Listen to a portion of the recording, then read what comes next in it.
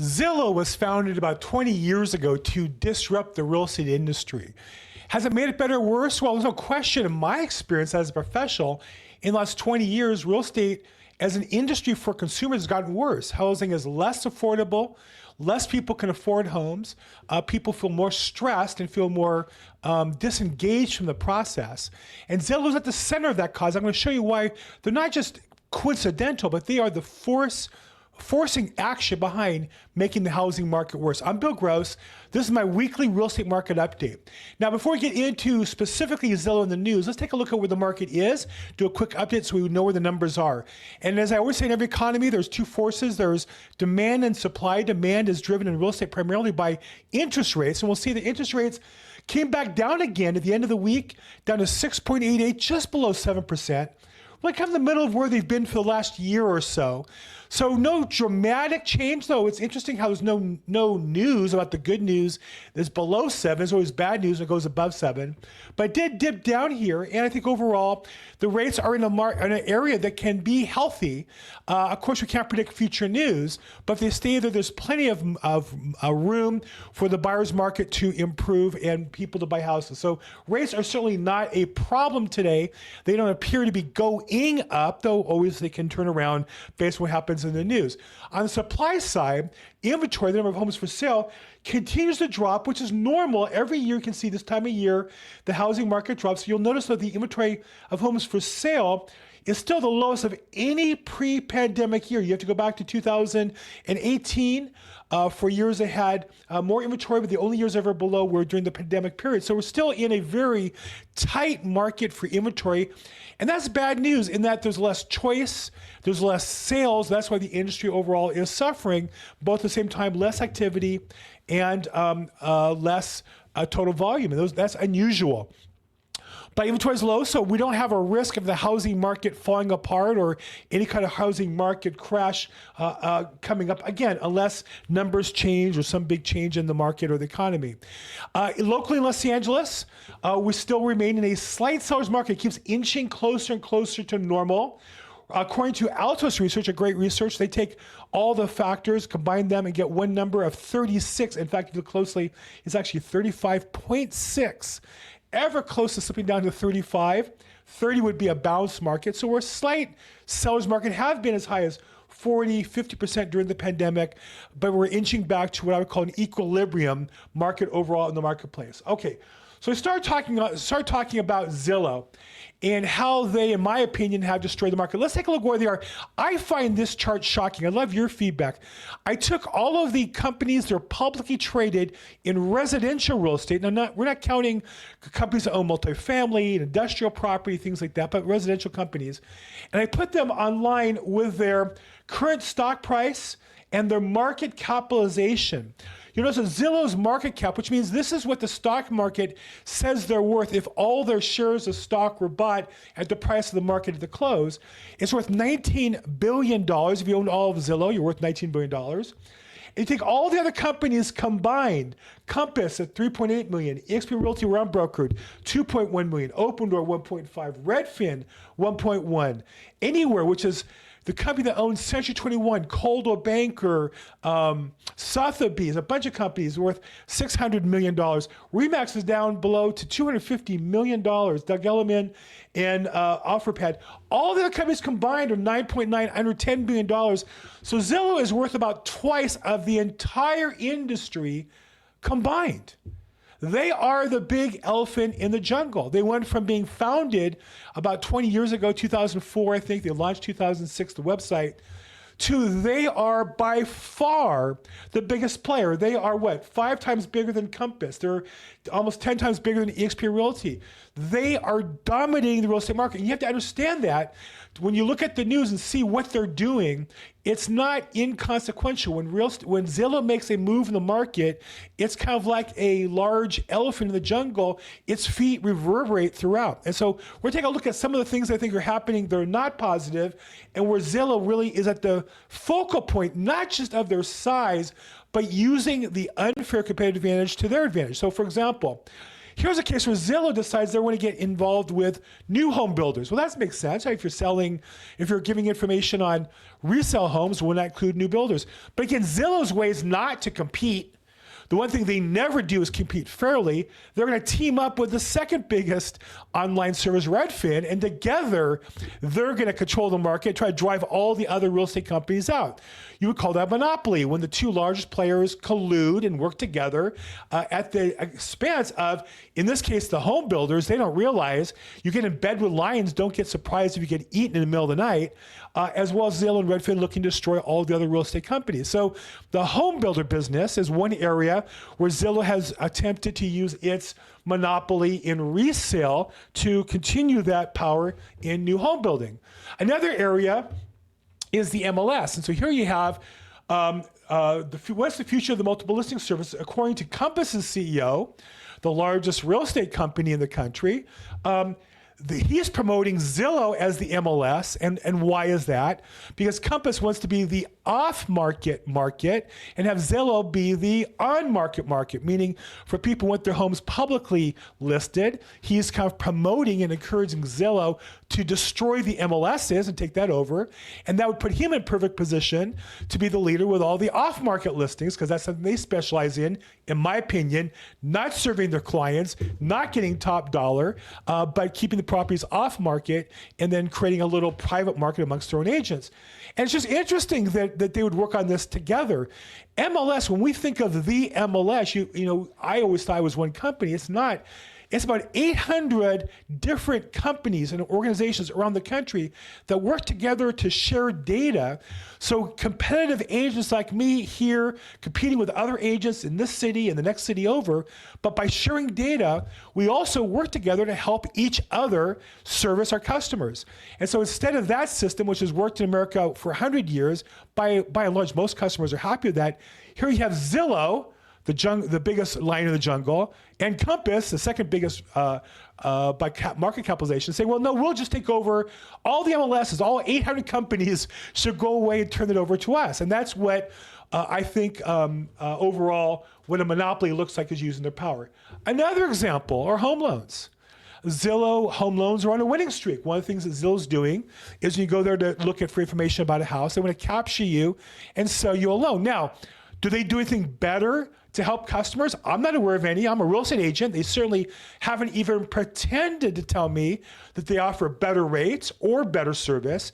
But what they do is, by being the monopoly online, they capture customers, sell them their Zillow mortgage, try to lock them in with their credit or whatever reasons they have their pre-approvals, and use the monopoly power to get more loans and destroy the other lenders in the marketplace. And again, I think there's nothing wrong with competing, but this is not a case. So for example, when I ran a real estate company, we would have arrangements with lenders, and we would have to disclose to customers we wrote offers, hey, we own a percentage of this lending company, or we have a market agreement with this lending company.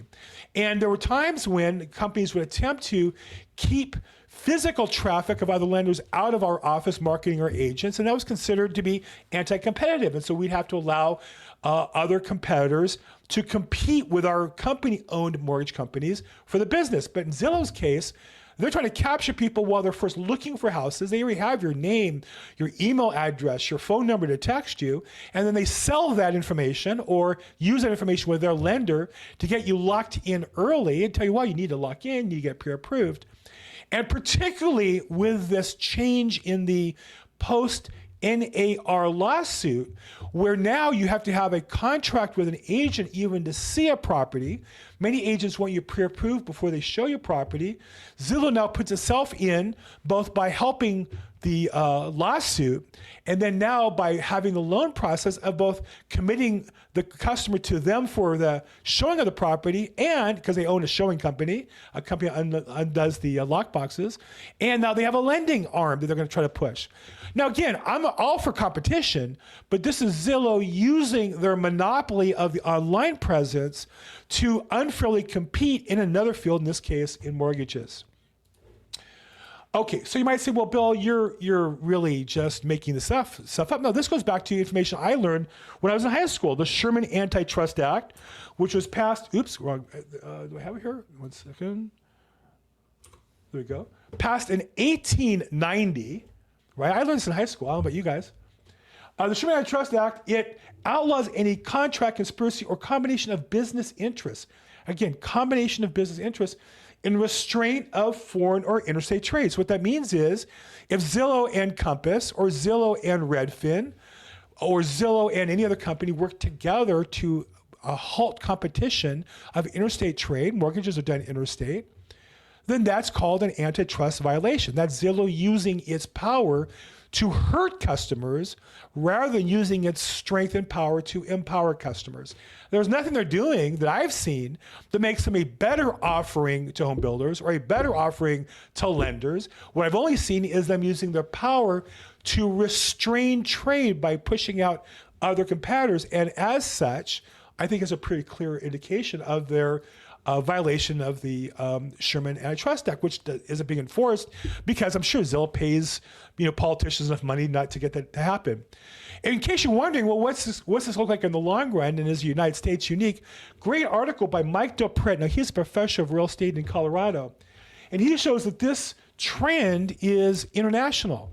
That not just in the US, Zillow, but the REA Group and Rightmove in the UK and Australia, the same way. They dominate their market. They each get 2 to 4 times the revenue for their online portal than the second competitor in the marketplace, meaning there's no real competition around the world. Now, are they competing with each other? I don't know. Are they working together? I don't really know. One of the fascinating statistics was, you take a look at Homes.com was a effort launched by CoStar, which is a successful company, and they're trying to compete. And it shows the money they spent, and they spent a fortune trying to build up the portal, not successfully, by the way. But this number caught my eye. Portal revenue. So Zillow, for example, in the first quarter, their revenue was over $300 million a quarter. And then number 2 was Realtor.com, about $100 million a quarter. Homes.com was just a blip. You can see that Zillow can spend a third of its revenue on advertising, and it's still twice as big as its competitor. That's the problem with competition, is they're 20 times bigger than Homes.com. They're, 3 times bigger than number 2. And then you see the money they spend. I don't have that here, actually. Zillow spends $100 million a year on advertising in order to be the biggest. Well, if you're number 2 and you only make, let's say you gross $400 million a year, hard to compete with Zillow spending $100 million a year on advertising. But it's worse than that.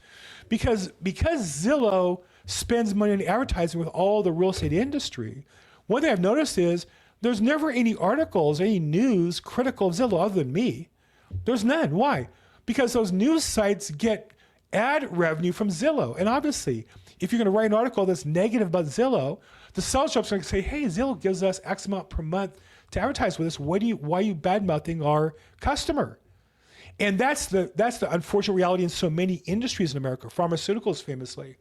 That Zillow spends money on advertising, so every other real estate news source becomes their echo chamber. They put out a press release, and then these sites copy that information. It goes on and on and on.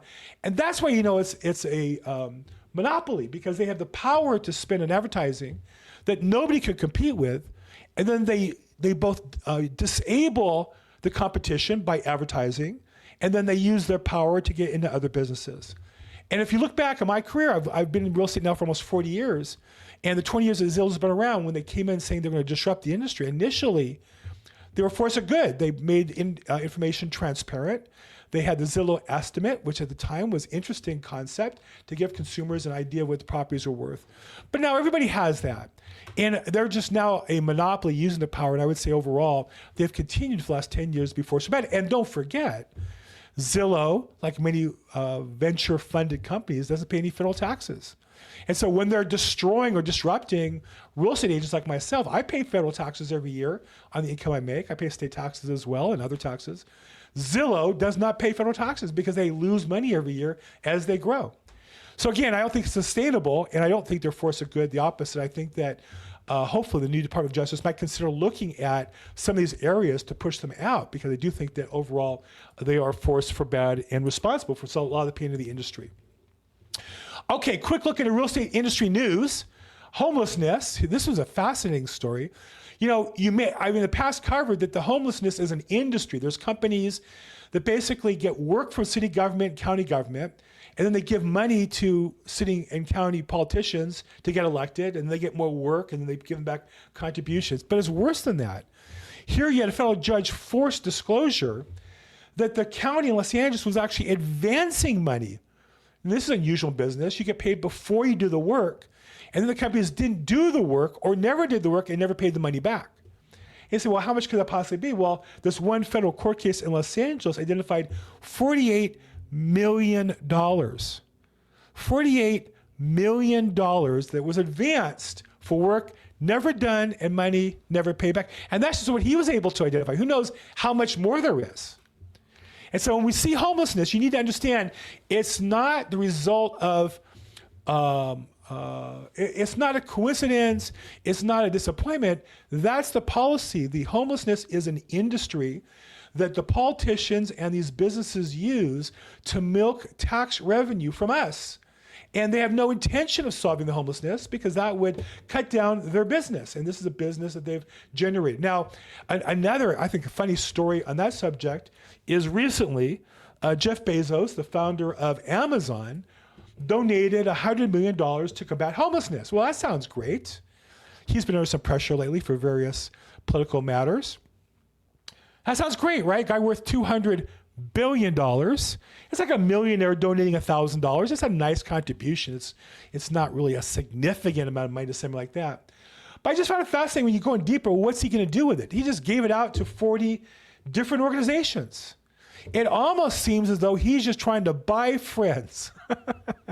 Almost as if he doesn't care if you solve homelessness. He just wants a lot of people to like him.